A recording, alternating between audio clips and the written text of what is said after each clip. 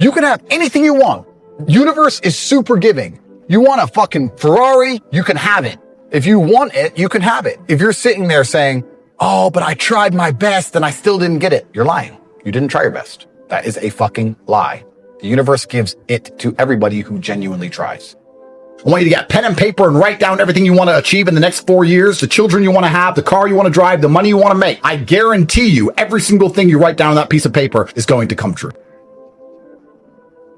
Because when you've come from the absolute bottom to the absolute top and you've done it all off of your own back and hard work and dedication and never missing a day, the only shortcut to life is to never miss a day. One, because of compounding interest, and two, because sometimes you get lucky.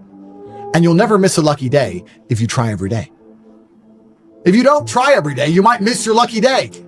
And that's what people don't understand. If you never miss a day and you never don't try and you're always on time, was I late today? No, on time. And you try and improve every aspect of your life and you're a professional and you try and make sure that you analyze your decisions. You give yourself feedback. You don't make mistakes. You're not lazy. If you try and you make it to the top, you end up elitist because you look at the people down below and you're like, well, why didn't you try? I did. Oh, I did too. No, you didn't. That's a lie. Most of these children today are so messed up from TikTok. They can't even focus on one page of a book, any book, because all they do is scroll. Have you ever seen someone on TikTok, how fast they change video? Yeah. Their minds are gone. You can't even sit them down and teach them anything. That's a mental trick. You have to rewire your brain. And the reason your brain needs to be rewired is because anyone who is watching this stream below the age of 30, your brain is already broken. Watch your friends when they're on TikTok. How long can they even focus on a video before they have to change? Half a second, maybe. All of your minds are broken. You can't even focus on anything anymore. You're right. You are constantly distracted to the point where you can't even appreciate the good things in your life. You're distracted. Your minds are broken. You need to rewire your mind and resist the slave programming. If you cannot control your own mind, then you go through life with zero control, zero influence. You can't control anything. You're just a feather in the wind, waiting for life to blow you from happy place to sad place to happy place to sad place, completely hoping on the gods to be fortunate to you, because if any genuine discomfort comes your way, you're fucked. Truthfully, a man, I believe, is being able to do the things that are hard or do things you don't want to do because you're supposed to do them. I think that's what a man's always been. A man is supposed to be strong. He needs to be strong, so he has to become strong. That's his job. A man is supposed to be brave. It's not that you can't feel fear. It's that you have to be brave. Oh, an attacker's here. I'm afraid, but I'm a man, so I will go and engage the attacker. It is my job. I say that life as a man is exceptionally difficult.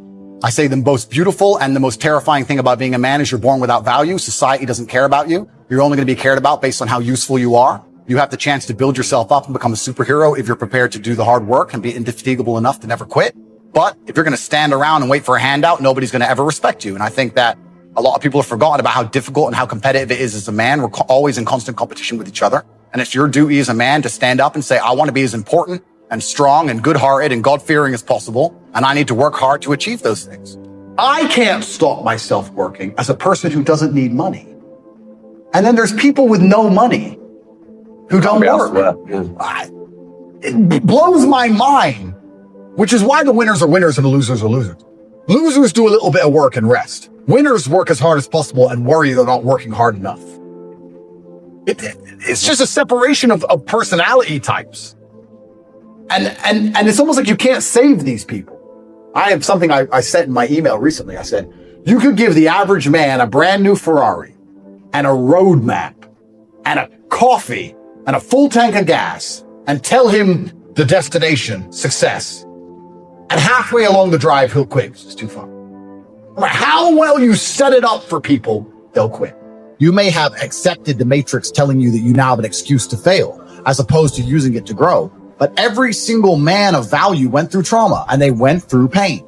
It's going to be painful to get strong, painful to get rich, painful to become important. It's going to be painful to become good with women. Your heart's going to get broken a bunch of times. You have to be prepared for the pain. If you're not ready for pain, you're never going to be anything that matters. So Justin just absolutely and utterly nailed it. My kickboxing coach used to say to me, I used to come in the gym, say, what do you hate the most? And I said, I hate running. He said, okay, you're going running. I say, why? He goes, because whatever you hate is what you need. Whatever you hate is what you need. I wanted to spar, bag work, pads, no problem. Running, I didn't want to run, but that's what you need. And that's what life's about. You're not going to be able to go through life avoiding pain and also becoming a man of quality. You're going to have to be that guy who's been through so much shit that he can wake up and go, this ain't nothing. This ain't nothing compared to back then. This ain't nothing compared to that time. You know, and if you're not going to be that guy, then you're going to always suffer the consequences of not being that guy. There's pain to become important and there's pain in not being important.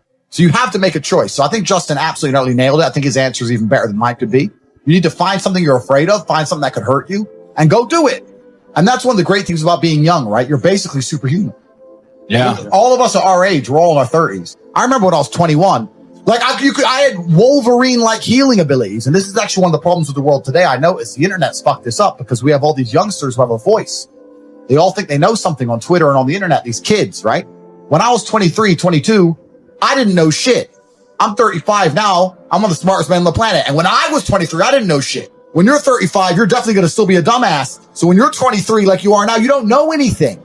Your only attribute is the fact you have Wolverine-like healing abilities and you're not using it. Stop talking, start listening, get out there, get hurt, get the fuck back up. You should have no interest in what people think about you.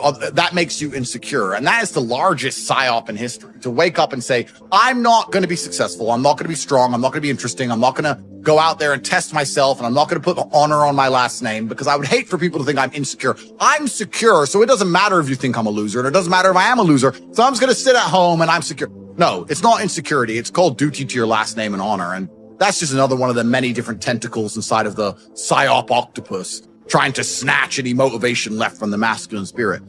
If I was a man who was unsuccessful and I hadn't met my physical capability or my financial capability or my mental capability or my spiritual capability, I would be insecure. I would sit and say, this is a failed version of who Andrew Tate could be.